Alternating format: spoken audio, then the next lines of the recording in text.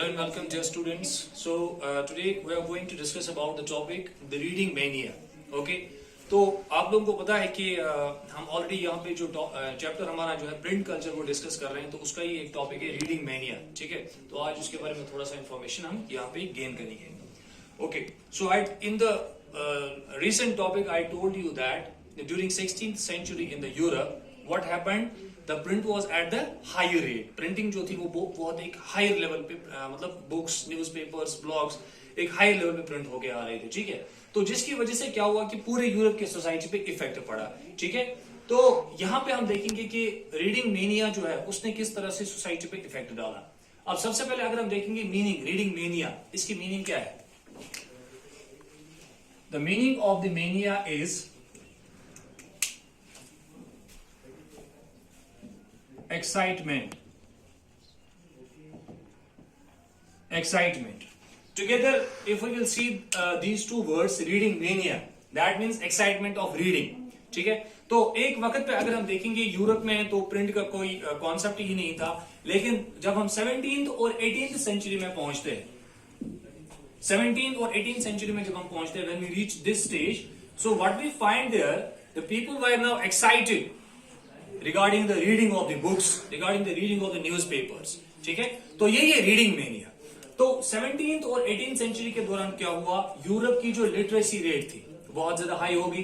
ठीक है, the literacy rate of Europe went up. ठीक, अब उसके पीछे रीजन क्या है? Because of setting up of schools in village areas. ठीक है, तो विलेज एरियाज में जब स्कूल सेटअप किए, और ये स्कूल सेटअप करने वाले कौन थे? चर्च. ठीक, तो मैंने आपको पहले ही बताया है कि यूरोप के अंदर जो गवर्नमेंट होती थी, जो उस वक्त रन करती थी, दैट वाज मोनार्की.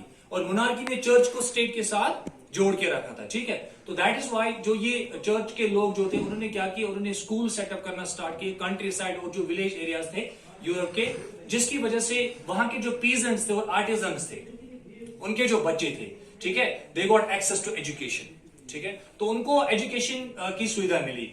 ठीक है, तो जिसकी वजह से हम देखते हैं कि यूरोप की जो लिटरेसी रेट थी वो बढ़ती जा रही थी. ठीक है, by the end of the 18th century what we find the literacy rate of the Europe it went up to 60 to 80%. ठीक है, तो ये बहुत कुछ होता है. 60 to 80% means maximum we can say maximum people of the Europe they were now getting educated. ठीक है, तो लेकिन ये पूरे यूरोप की बात यहाँ पे नहीं हो रही कि लिटरेसी रेट 60 to 80% थी. हम कह सकते हैं in most parts of the Europe, most parts of Europe. So in the most parts of the Europe during the end of the 18th century the literacy rate was 60 to 80%. So when literacy rate is good, ठीक है, जब literacy rate अच्छी होगी तो लोग जो होंगे वो क्या होंगे, ज्यादा पढ़ने लिखने के काबिल होंगे. ठीक है, तो इसका मतलब है लोग तभी पढ़ेंगे जब वो लिटरेट होंगे. तो इसका एक इफेक्ट आ जाता है. इसका इफेक्ट ये आता है कि अब जो लोग थे वो अब पढ़ने लिखने के काबिल हो चुके थे और वो मतलब they were now fond of we can say reading.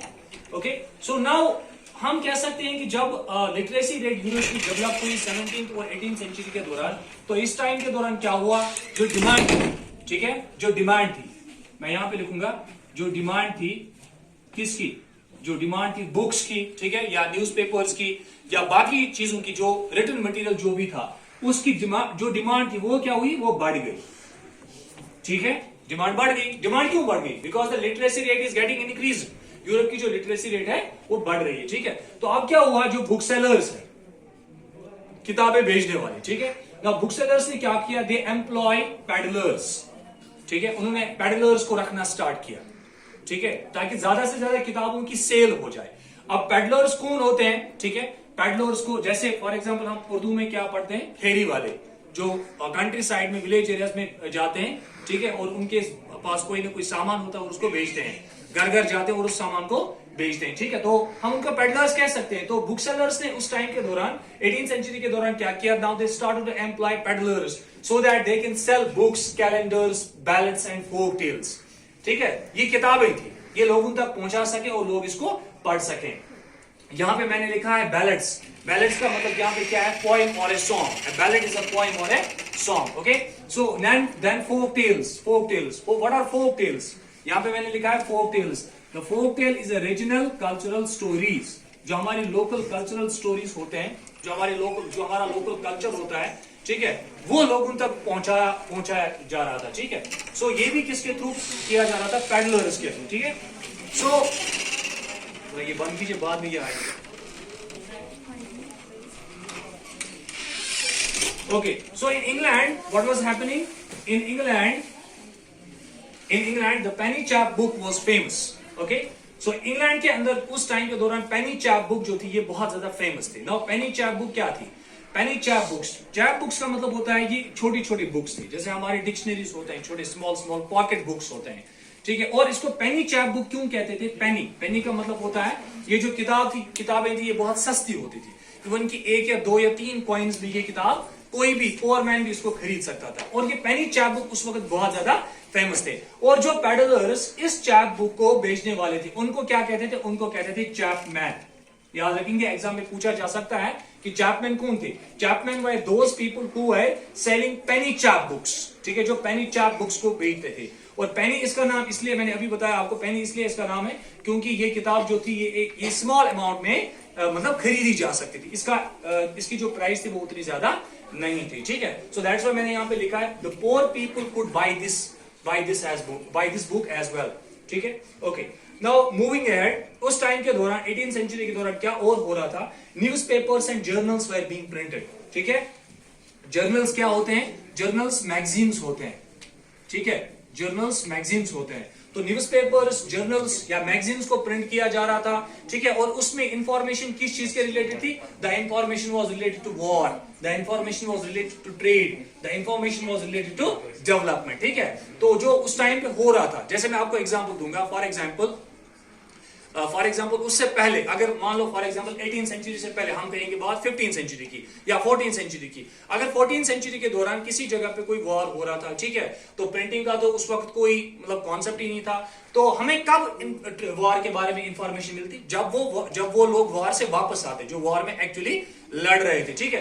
तो हमें तब वॉर के रिलेटेड इंफॉर्मेशन मिलती, किसने जीता, किसने हारा, कौन मर गया, कितने बच गए। वो इंफॉर्मेशन हमें कब मिलती? वो इंफॉर्मेशन हमें तब मिलती जब वो लोग वहां से वापस आते। इवन कि कुछ लोगों की तो इंफॉर्मेशन पता ही नहीं चलती थी कि कौन जिंदा आया, कौन रह गया, कौन मर गया, ठीक है। लेकिन अब जो प्रिंटिंग मटेरियल था, प्रिंट मटेरियल से मान लो फॉर एग्जांपल कल को कोई किसी जगह पे कोई हमला हो गया, नेक्स्ट डे इंफॉर्मेशन आ जाती है न्यूज़पेपर्स में, ठीक है, तो हमें पता चलती है। तो इसी तरह से उस टाइम के दौरान जो न्यूज़पेपर्स थे या जर्नल्स थे, वो इंफॉर्मेशन, कौन सी इंफॉर्मेशन प्रिंट कर रहे थे? Related war, related trade, business, import and export, related developments, ठीक है। तो ये चीजें उस वक्त हो रही थी। एंड मोर ओवर आपको एक चीज याद रखनी है, उस टाइम के दौरान आइडियाज जो थे स्कॉलर्स और फिलोसफर्स के, बहुत सारे उस वक्त के स्कॉलर्स और फिलोसफर्स थे जो लिख रहे थे। जैसे आप लोगों ने फ्रेंच रेवोल्यूशन के दौरान पढ़ा होगा, मैं बार बार इसको बताता हूं कि फ्रेंच रेवोल्यूशन के दौरान जो राइटर्स थे और जो स्कॉलर्स या फिलोसफर्स थे जो लिखने वाले थे, जैसे वोल्टायर थे, मॉन्टेस्की थे, इमैनुअल कांट थे, ठीक है, या जॉन लॉक थे, या कार्ल मार्क्स थे, रूसो थे, ठीक है, ये बहुत सारे लोग थे, ठीक है। ये स्कॉलर्स थे और फिलोसफर्स थे। उन्होंने क्या किया? उन्होंने अपने आइडियाज को लिखा, लोगों तक आइडियाज पहुंचाए। What is your right, what is your duty, how can you get your right, how can you get your, we can say, merit, ठीक है। तो वो सब चीज जो ये आइडियाज थे स्कॉलर्स के और फिलोसफर्स के, इनको भी पब्लिश किया जाने लगा और ये भी एक्सेस हो गए कॉमन मैन की तरफ। यानी कि ये जो पब्लिशिंग मटेरियल था इन फिलोसफर्स और स्कॉलर्स का, it was also accessible to a common man. Okay, science के बारे में थोड़ा सा देखते हैं कि साइंटिस्ट क्या उस वक्त क्या, मतलब साइंटिस्ट की जो आइडियाज थे, उनके जो डिस्कवरीज थे, इन्वेंशंस थे, उसको भी पब्लिश किया जा रहा था। जैसे यहाँ पे एक एग्जांपल है आइजैक न्यूटन जो है, उनकी तो आपने वैसे ओवरऑल सब स्टूडेंट्स को पता ही होता है, ग्रेविटेशन पे इन्होंने काम किया है, ग्रेविटेशनल थ्योरीज पे। तो ग्रेविटेशनल थ्योरीज के बारे में इसने लिखा, ठीक है। तो वो भी पब्लिश किया जाने लगा इस 18th सेंचुरी के दौरान, ठीक है।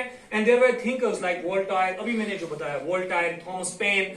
तो अर्ली 18th सेंचुरी के दौरान जो आइडिया था किसका? हाँ, the idea of science and reasoning, ठीक है। जब मैं रीजनिंग बताऊं तो यहां पे क्या आएगा? यहाँ पे साइंस, टेक्नोलॉजी, मैथमेटिक्स, ठीक है, अर्थमेटिक्स, वो सब चीजें, रीजनिंग में वो सब चीजें आ जाती है, ठीक है। तो अर्ली 18th सेंचुरी के दौरान साइंस और रीजनिंग की तरफ भी ज्यादा ध्यान दिया जाने लगा, ठीक है। तो ओवरऑल हमने इस चैप्टर में क्या पढ़ा, सॉरी इस टॉपिक में क्या पढ़ा? इस टॉपिक में हमने ये पढ़ा कि जो रीडिंग का जो एक्साइटमेंट था, ठीक है, रीडिंग की जो एक्साइटमेंट थी वो 17th और 18th सेंचुरी के दौरान यूरोप में ज्यादा देखने को मिली। क्यों? क्योंकि लिटरेसी रेट बढ़ रही थी और ऊपर से प्रिंटिंग जो था वो ज्यादा प्रिंट हो रहा था, ठीक है, लोग जो थे पढ़ने वाले ज्यादा थे, डिमांड बढ़ रही थी।